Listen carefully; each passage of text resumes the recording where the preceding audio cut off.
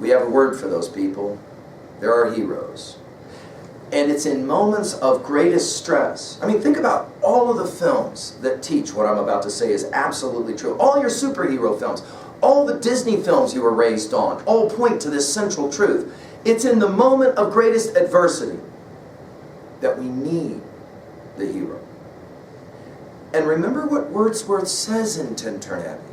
It isn't the great things, the big things that make a great life. It's those little, nameless, unremembered acts of kindness and love. That's how you fight against any number of pandemics. Not just physical, but emotional and spiritual ones as well. Living a life of certitude, of values, of integrity, of honor. This is what our stories all tell us makes the most sense. Because, guys, the new is the new.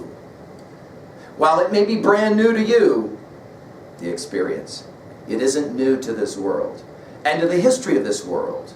We are simply enjoining one more time that little blip on the radar that reminds us, oh, this is what it means to be human.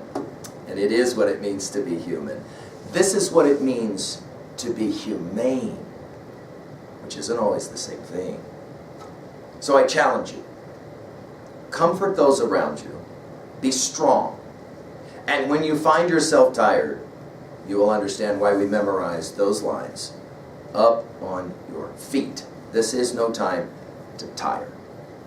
There's a longer ladder to climb. We got to climb that ladder.